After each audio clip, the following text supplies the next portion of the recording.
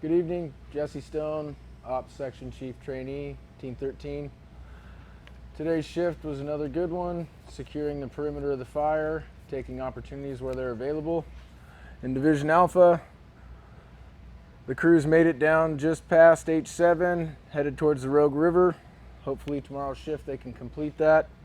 Division Echo still working from Reuben Mountain down to Grave Creek.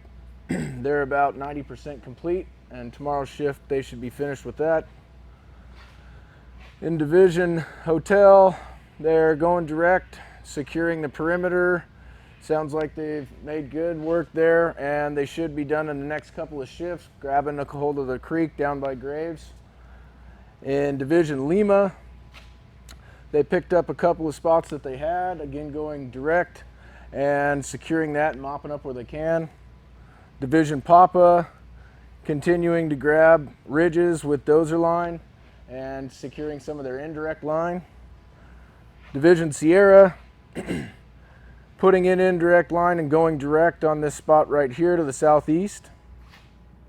Division Whiskey has their line complete and they're in mop up, trying to get 50 feet in on the perimeter.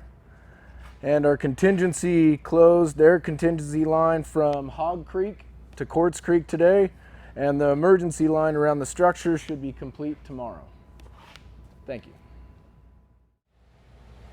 Good evening, everybody. Mark Corliss, Operations Section Chief Trainee with the Oregon State Fire Marshal's Office. We'll be talking about the structure zone, what we did today, and kind of what we're doing tonight. So we'll start up in the north end of the fire, up in Division Echo and Hotel, which is along the lower Graves. Those folks were doing tactical patrols. You've probably seen them out there driving around. They're kind of picking up some of the extra equipment that we have laying around, and they're going to kind of bring that back so it can get reutilized on some of their areas of the fire. They're leaving the sprinkler kits and things like that right now, and we'll probably come in there and reevaluate that. We might come and get them in a day or two. Along the outside edge, like we've talked about earlier, on the east side of the fire, we still had groups up in the north and down here closer to Merlin in the community, and they were just kind of going around, kind of getting some historical data and looking in travel routes, just some things to have more of a presence in the community, to reassure you that we're there and that we're not leaving.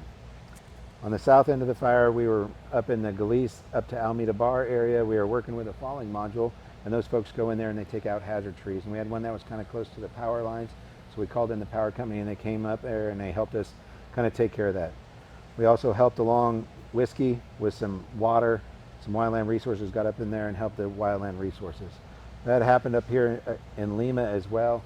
One of the structure groups got up in there and assisted with a firing operation, just kind of tactical firing, where they're just kind of cleaning the line up and making sure that that fire line is right up against the control line, and they were providing water and support for that operation.